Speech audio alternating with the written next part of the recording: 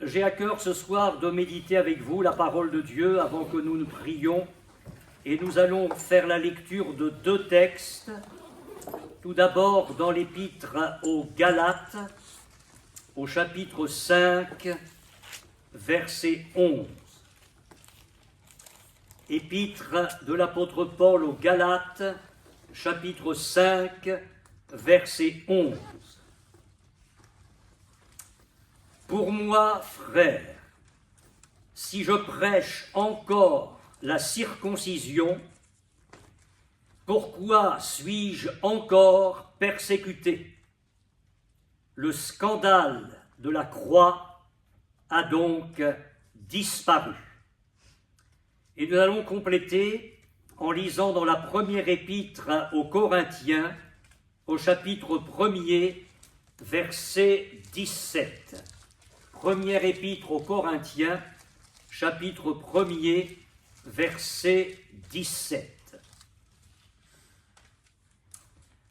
Ce n'est pas pour baptiser que Christ m'a envoyé, c'est pour annoncer l'Évangile, et cela sans la sagesse du langage, afin que la croix de Christ ne soit pas rendue vaine.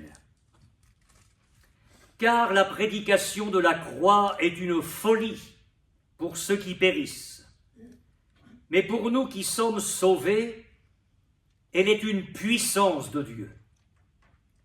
Aussi est-il écrit, « Je détruirai la sagesse des sages et j'anéantirai l'intelligence des intelligents. » Où est le sage? Où est le scribe? Où est le disputeur de ce siècle? Dieu n'a-t-il pas convaincu de folie la sagesse du monde?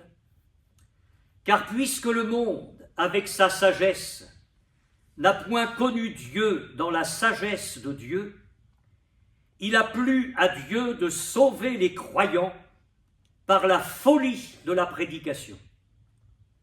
Les Juifs demandent des miracles, et les Grecs cherchent la sagesse. Nous prêchons Christ crucifié. Scandale pour les Juifs et folie pour les païens, mais puissance de Dieu et sagesse de Dieu pour ceux qui sont appelés tant juifs que grecs. Car la folie de Dieu est plus sage que les hommes, et la faiblesse de Dieu est plus forte que les hommes. Amen. Depuis un certain nombre de réunions, je vous parle de la croix de notre Seigneur Jésus. Nous avons tout d'abord médité sur le bois de la croix. Et puis nous avons parlé du sang de la croix. Je reprends les expressions des Saintes Écritures. Et puis nous avons parlé de la mort de la croix. Mais ces messages, vous le savez, s'adressaient en grande partie à ceux et à celles qui ont besoin de se repentir, de se convertir au Seigneur. Alors pour ne pas que vous soyez lésés, ce soir j'ai pensé à vous, à nous, le peuple de Dieu, pour vous adresser le message suivant. J'ai repris encore une nouvelle expression de la parole de Dieu en rapport avec la croix, le scandale de la croix. Le scandale. Quel est le sens de ce mot? Dans le texte original, au sens figuré, le mot signifie scandale et nous savons ce que ça veut dire.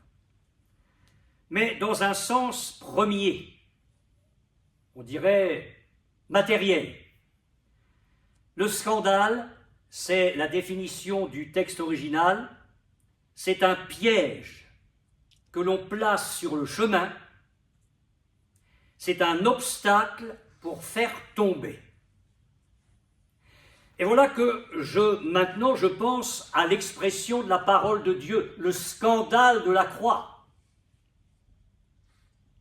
Alors est-ce que Dieu aurait placé un piège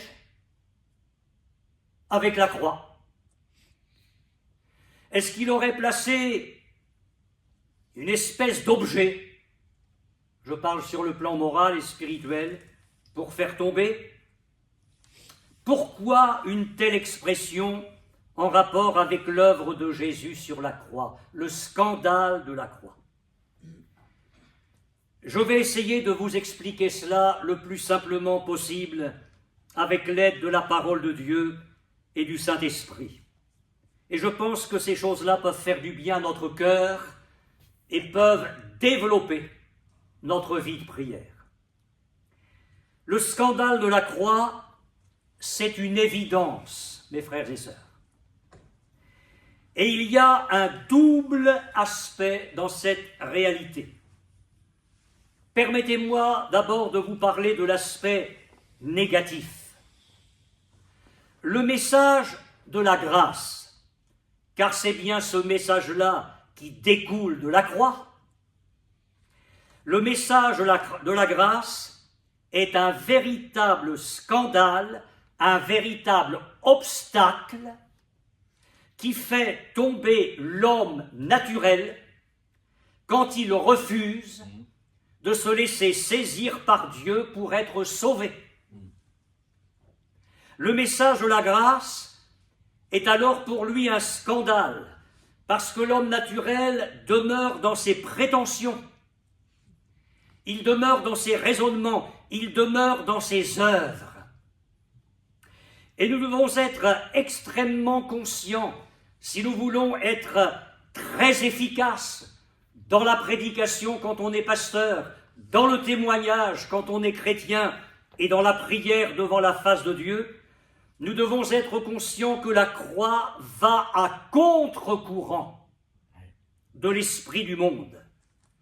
Le message de la croix scandalise le cœur non régénéré. Et c'est ce que je me propose de voir avec vous ce soir en quelques instants. La parole de Dieu a une expression pour parler de l'homme non régénéré. Elle parle de l'homme animal, c'est-à-dire l'homme naturel, l'homme tel qu'il est lorsqu'il n'a pas le Seigneur dans son cœur. Eh bien, quand l'homme naturel reste dans son état, il trouve une occasion de chute devant le message de la croix. Il se ferme à ce message-là et il s'y oppose. Rappelez-vous ce que l'apôtre Paul a écrit dans sa première lettre aux Corinthiens. L'homme naturel ne reçoit pas les choses de l'Esprit de Dieu, parce qu'elles sont une folie pour lui. Et il ne peut les connaître, parce que c'est spirituellement qu'on en juge. Et dans ce sens-là, on peut parler du scandale de la croix dans son aspect négatif. Et Jésus montre cette opposition en la personne des principaux sacrificateurs et des pharisiens. Je vous lis un texte que vous connaissez bien, dans Matthieu 21, Jésus leur dit, donc aux principaux sacrificateurs et aux pharisiens, « N'avez-vous jamais lu dans les Écritures la pierre qu'ont rejeté ceux qui bâtissaient est devenue la principale de l'angle. Et cette pierre, c'est notre Seigneur Jésus.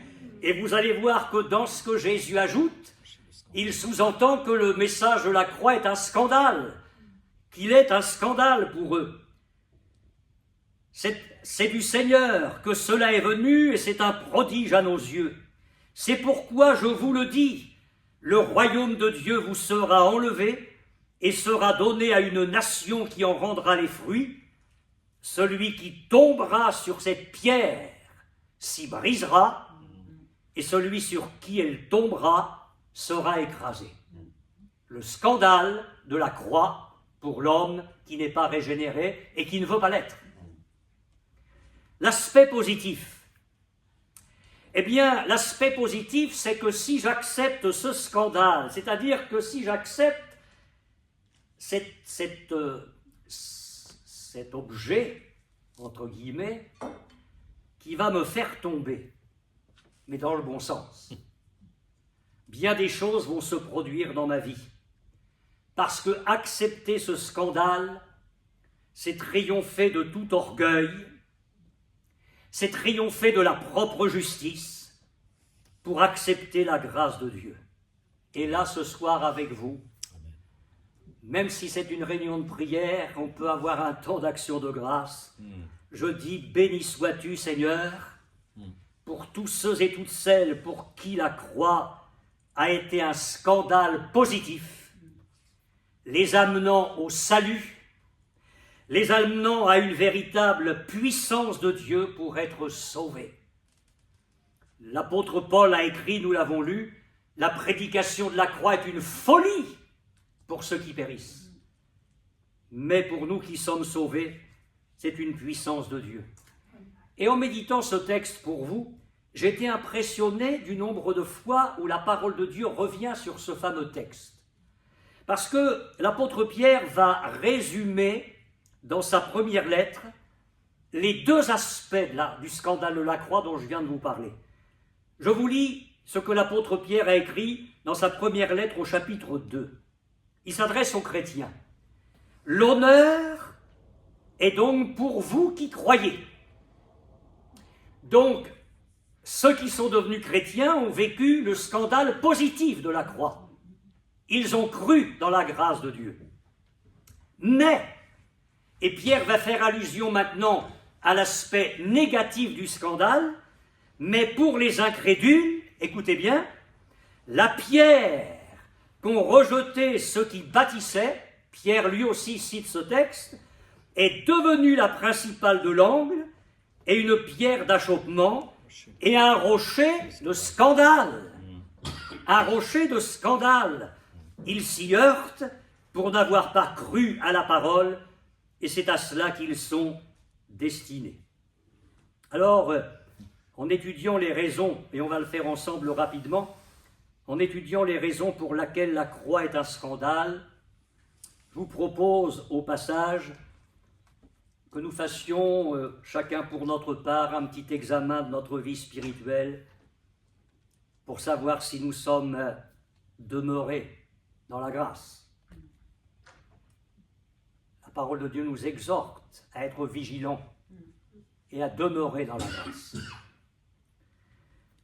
La croix est un scandale pour la raison humaine. L'être humain, il aime bien réfléchir. Mais franchement, restons sur le terrain de la raison humaine. Comment l'être humain pourrait être sauvé par un crucifié? Mais franchement, toutes les philosophies sont écrasées devant cette pierre-là. Tous les raisonnements humains s'effondrent devant cette pierre-là. Et comment est-ce que l'humanité pourrait être sauvée par un homme mourant sur une croix? La prédication de la croix est une folie. Elle est une folie pour ceux qui périssent. Mais pour nous qui sommes sauvés, elle est une puissance de Dieu. Amen. C'est un scandale pour les Juifs, la croix. La raison humaine n'y trouve pas son compte. Vous savez que l'apôtre Paul a eu l'occasion de rendre témoignage devant bien des autorités, des gouverneurs, des rois, et un jour il a rendu témoignage devant le gouverneur Festus. Et il y est allé sur la transformation de sa vie, la révélation qu'il a eue de Jésus-Christ, comment sa vie de blasphémateur, de persécuteur a été bouleversée, et comment il est devenu prédicateur de l'Évangile. À un moment donné, ça en a été trop, hein, pour la raison humaine de Festus. Tu es fou, Paul, tu es fou. Ton grand savoir te fait déraisonner, mais il n'était pas fou. Il avait accepté positivement le scandale de la croix. Et Dieu avait fait d'un blasphémateur un persécuteur. Il en avait fait un prédicateur de l'Évangile. Moi, je vais vous dire ceci. Ça c'est de moi et ça n'engage que moi. Mais je crois que la raison humaine, c'est le laboratoire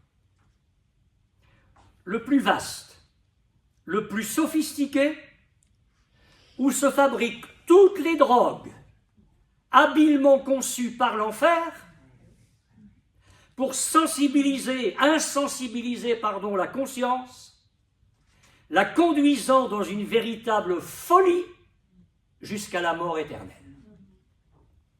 Le scandale de la croix.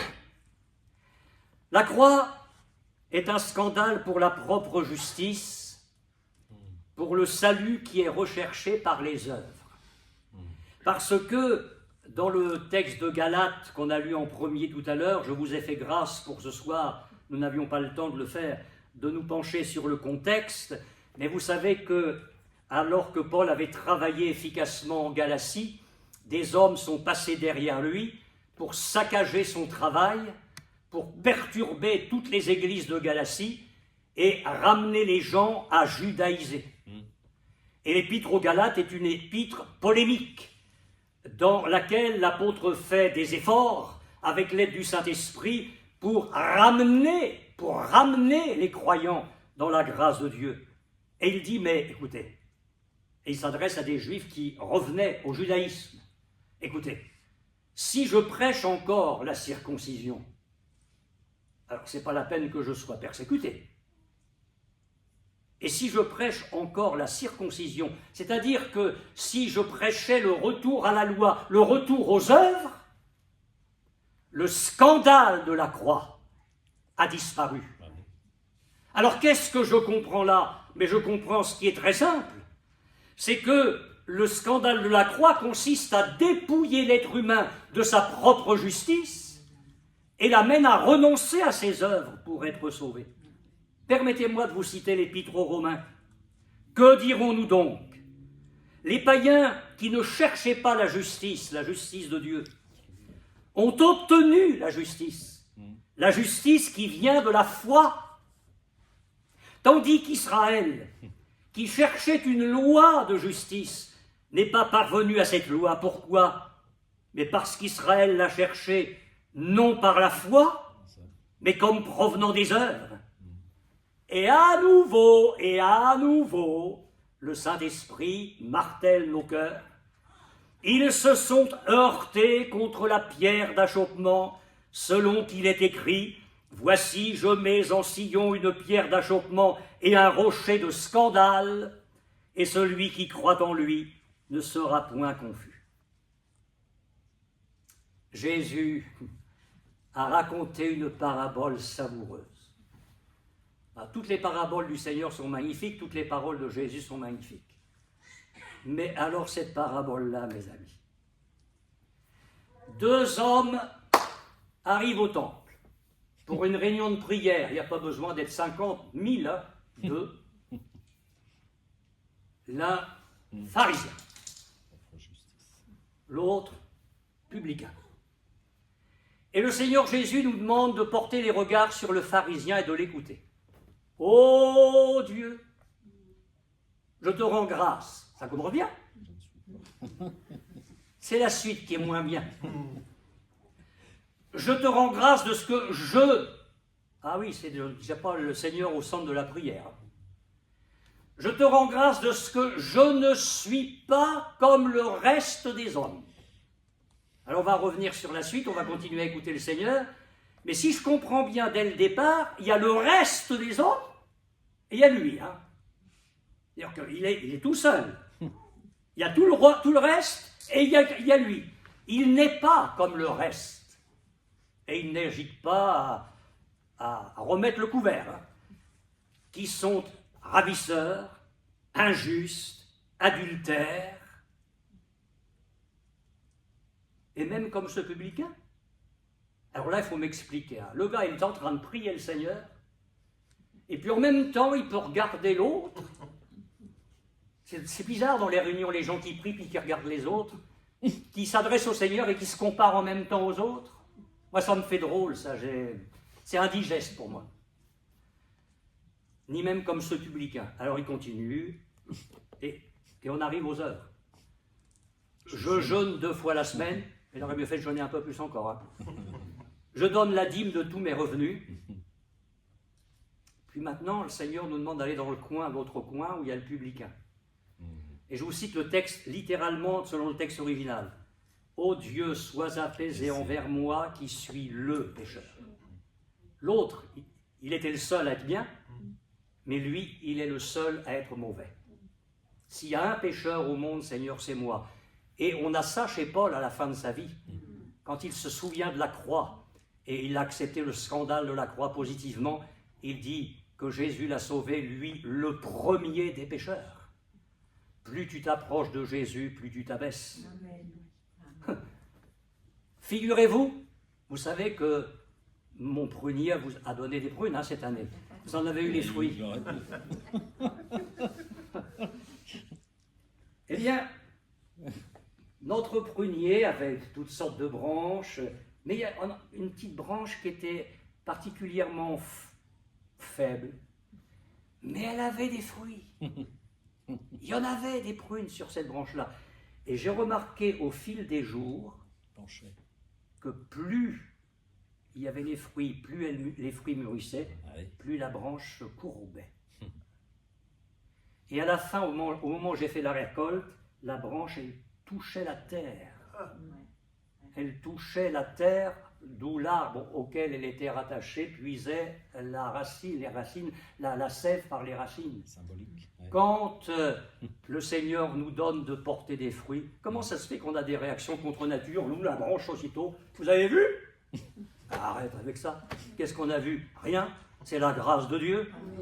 Alléluia. Je trouve bizarre les pruniers dans nos églises qui, plus il y a de fruits, plus les branches.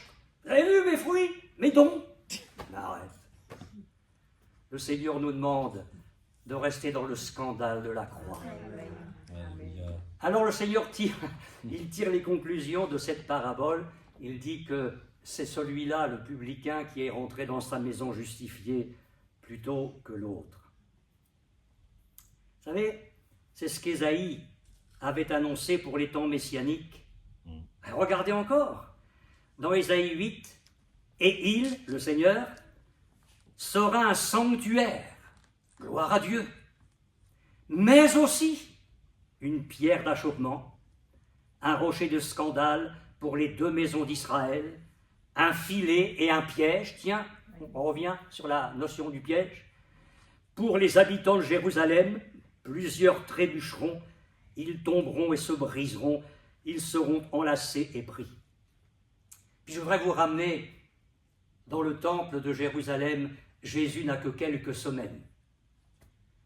Marie et Joseph sont allés présenter l'enfant Jésus au Seigneur, selon la loi, et Siméon se trouve là. Lui, il vient entendre pousser par l'Esprit, et Joseph et Marie, ils viennent pousser par l'obéissance à la parole de Dieu. Il ne peut pas y avoir de contradiction. Je suis étonné que des gens qui prétendent être conduits par l'Esprit font des choses contraires à la Bible. Mais les gens conduits par leur fidélité à la parole de Dieu et les gens conduits par l'Esprit finissent par se rencontrer dans la maison de Dieu, c'est inévitable. Amen. Donc Siméon est là, et puis il a la révélation que ce petit bébé, c'est le Messie. Quelle scène, mes amis, mais quelle scène! Il prend dans ses bras un poupon de quelques semaines, et il dit, « Maintenant, Seigneur, tu laisses ton serviteur s'en aller en paix, car mes yeux ont vu ton salut, salut que tu as préparé pour tous les peuples, lumière pour éclairer la nation, gloire d'Israël ton peuple. » Et puis il va être saisi par l'Esprit et il va prophétiser, va regarder Joseph et Marie, et il va s'adresser en particulier à Marie. Et voilà ce que je lis. Siméon les bénit, et il dit à Marie sa mère, « Voici, cet enfant est destiné à amener la chute et le relèvement de plusieurs en Israël. » Ça va être le scandale dans son aspect négatif, la chute, ou le scandale dans l'aspect positif, le relèvement. Et il va devenir un signe qui provoquera la contradiction. Et lisez les évangiles, vous allez voir que les réunions de Jésus se terminent dans la contradiction. Les gens se tournent vers lui et proclament qu'il est le Messie, lui rendent grâce, ils ont été guéris délivré, pardonné, sauvé, et d'autres se consultent pour le trahir, pour le mettre à mort. C'est la contradiction, c'est le scandale de la croix qui vient dans un sens ou dans l'autre. Et il dit à Marie, le prophète Siméon, et à toi-même une épée te transpercera l'âme, afin que les pensées de beaucoup de cœurs soient dévoilées. Alors oui, je le dis, ils sont légions, ceux qui ont suivi le sentier de la propre justice et des œuvres, espérant être sauvés par cette voie. Et c'est pourquoi l'apôtre Paul n'hésite pas à dire à des chrétiens, c'est par la grâce que nous sommes sauvés, par le moyen de la foi. Et cela ne vient pas de vous, c'est le don de Dieu. Pourquoi ?